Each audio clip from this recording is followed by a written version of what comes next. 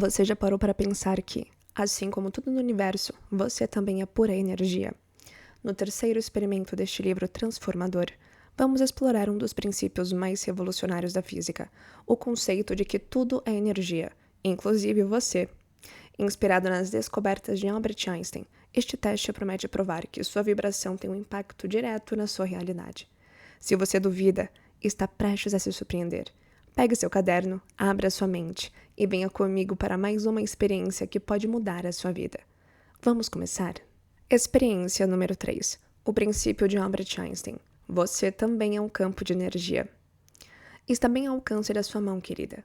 É isso que você tem que entender. Tudo está bem ao alcance da sua mão. Ray Charles, músico. A premissa. Não vou aborrecer você explicando aqui detalhadamente os principais tópicos da física quântica. Já li vários livros sobre isso, e acredite, o negócio não é nem um pouco fácil. Mas há algumas coisas que se dizem por aí que precisam ser desmistificadas antes de seguirmos em frente. Para começar, quem você pensa que é, não é quem você realmente é. Você pensa que a sua vida tem um período de tempo limitado, algo em torno de 70 ou 80 anos. Então fica cheio de rugas, com reumatismo e depois morre. Bum, acabou.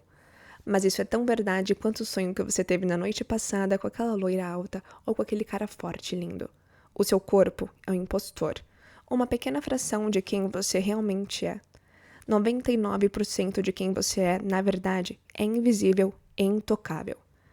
Este corpo que penso que é Pangrout, a mulher magricela de 1,80 de altura, meio desconjuntada, é apenas um espectro de quem eu realmente sou. Nem um pouco mais real do que os retratos de quando eu era um bebezinho de 2 meses, em que estou usando um chapeuzinho rosa horroroso. Não se sinta mal se você caiu na armadilha de achar que você, o seu corpo e o mundo ao seu redor são apenas matéria. Não é mesmo nada fácil estar no limiar de uma revolução completa. Essas novas ideias que os cientistas estão finalmente começando a levar a sério estão desafiando tudo aquilo em que acreditamos sobre como o nosso mundo funciona e como nós definimos a nós mesmos. Toda a verdade, nada mais do que a verdade. Tudo o que você sabe sobre o universo e as leis que o regem está mais ou menos 99,99% errado. Fred Alan Wolf, PhD físico quântico. O que Einstein descobriu, o que aquela famosa equação E igual a mc ao quadrado significa, é que massa e energia são basicamente duas formas da mesma coisa. A energia é matéria liberada, e matéria é energia esperando para acontecer. Existe uma imensa quantidade de energia, uma absurdamente imensa quantidade de energia aprisionada em tudo que vive. Você, considerando que seja um ser humano de estatura mediana, contém nada menos que 7 vezes 0 joules de energia potencial. Isso pode não significar muita coisa para você agora, mas posso lhe dar uma ideia melhor. Se você fosse um pouquinho mais habilidoso e soubesse como liberar essa energia, poderia usá-la para explodir a si mesmo com a força de 30 bombas atômicas. Em outras palavras, a matéria do mundo não é nada mais do que padrões de energia densa. Os cientistas colocaram todas essas partículas subatômicas num acelerador de partículas, as fizeram colidir e, no fim, descobriram que não existe partícula nenhuma na origem. É tudo energia pura liberada, vibrando tão rápido que desafia qualquer tipo de medida e observação. Então, apesar do que parece a olho nu, você é energia. Na verdade, nada no mundo é sólido de verdade. Nem você, nem este livro, nem a cadeira em que está sentado. Se formos quebrando o mundo sólido até chegarmos aos elementos mínimos que o compõem, vamos encontrar partículas dançando e espaço vazio. O que vemos apenas parece sólido, porque a energia está vibrando um pouco mais devagar que a velocidade da luz. E é isso que é energia, partículas vibrando. O que significa que você, este livro e a cadeira em que está sentado estão, na verdade, vibrando. Energia é uma coisa meio nebulosa. Você não pode vê-la, tocá-la, arranhá-la ou levá-la para jantar. Mas você pode, e faz isso todos os dias, influenciar a maneira como ela flui através de você. Energia é o pilar sobre qual tudo se ergue no universo, ou seja, é algo muito poderoso. Tente fazer essa experiência que aprendi com Donna Eden, a pioneira dos estudos sobre energia. Primeiro, aproxime as mãos uma da outra, como se fosse bater palmas. mantendo uns 5 centímetros de distância entre elas. Agora, cruze os braços, formando um X. O ponto no centro do X é formado pelos seus pulsos, mas mantenha-os afastados uns 5 centímetros. Dirija sua atenção para o espaço entre os pulsos.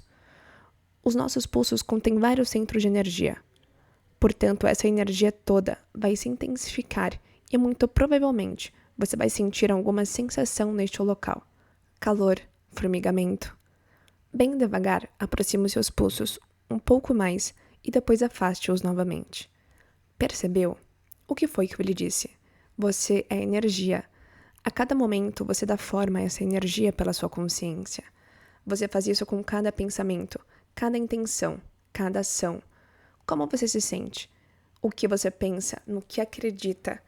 A que dá valor e como você vive a vida? Tudo isso afeta como a energia flui através de você. Para colocar em termos bem simples, tudo isso afeta como você vibra. E o modo como você vibra afeta o que você atrai para o campo energético entrelaçado, interconectado e em movimento contínuo, no qual você está mergulhado.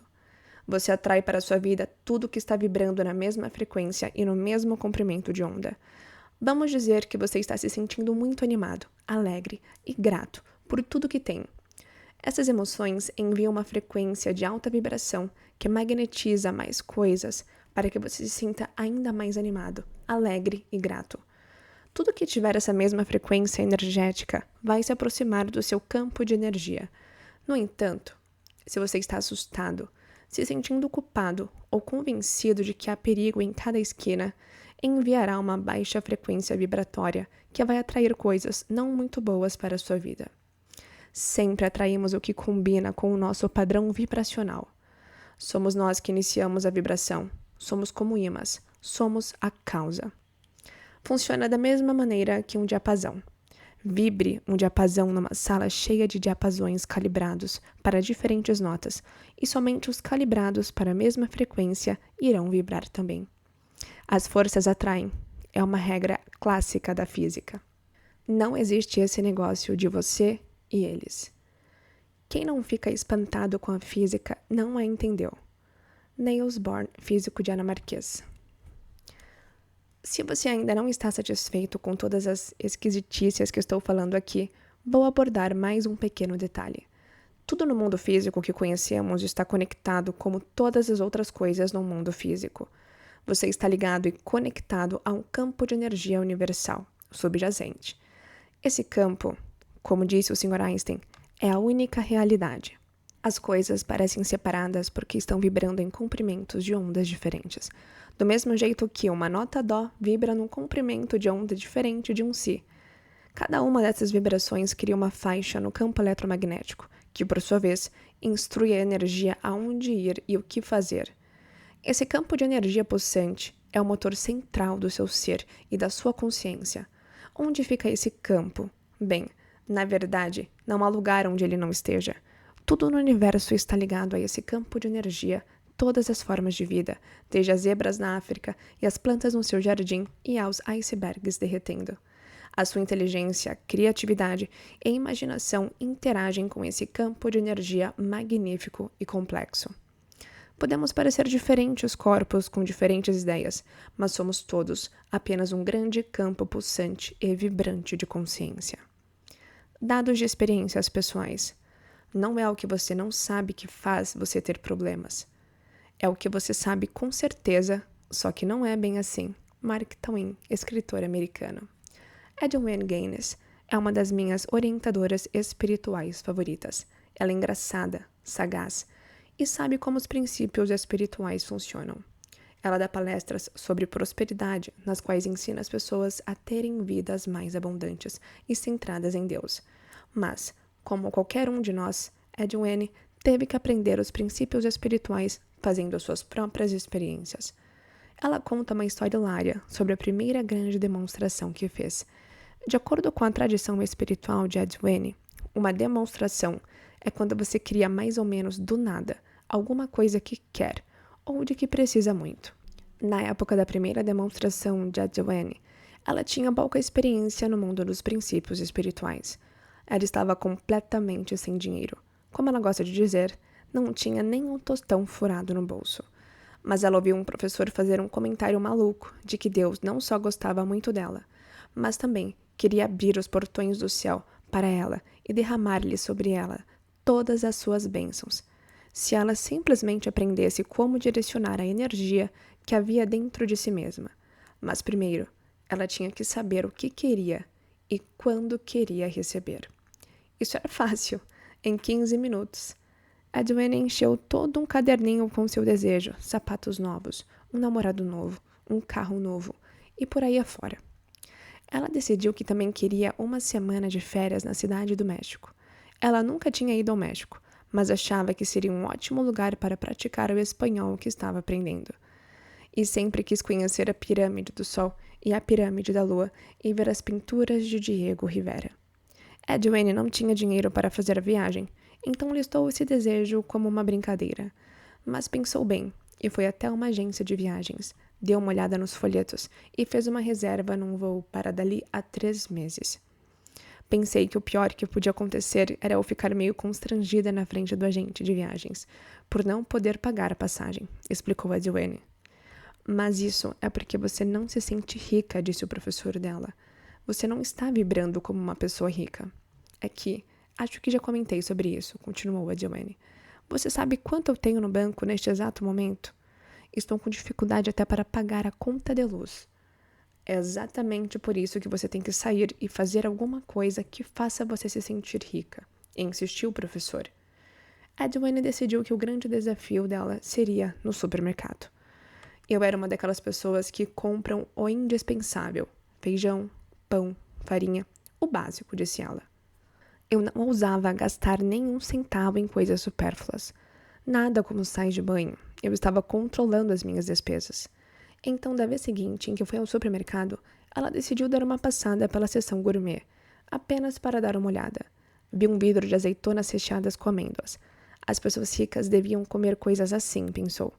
Então comprou as azeitonas e ao chegar em casa ligou imediatamente para uma amiga. Lana, estou indo para aí. Vamos sentar na beira da piscina da sua casa e beber aquele vinho que você comprou nas suas taças de cristal maravilhosas. E vamos comer azeitonas recheadas, uma extravagância que acabei de fazer. E vamos fingir que estamos de férias na cidade do México. Como é que é? Depois de um tempo, Lana acabou concordando com a brincadeira. E elas sentaram na beira da piscina, beberam vinho, comeram azeitonas, riram e fingiram que estava de férias na cidade do México. Ah, querida, que pirâmide vamos visitar amanhã? Perguntou a Joanne. Ou será que você prefere ir à praia? E então Lana respondeu, eu prefiro fazer as duas coisas. E depois vamos até o mercado ouvir os mariachis. Elas se divertiram tanto fingindo que estavam de férias que Lana decidiu ir para a cidade do México também. No dia seguinte, ela foi até a agência de viagens e fez uma reserva no mesmo voo que a Joanne. Uma semana depois, a mãe de Lana ligou e disse que pagaria as passagens de avião para ela. E eu continuava fazendo afirmações, brincou a Joanne. Algumas semanas depois, o agente de viagem ligou e disse a Joanne que ela tinha que pagar a passagem naquele dia, senão ia ter que abrir mão da reserva.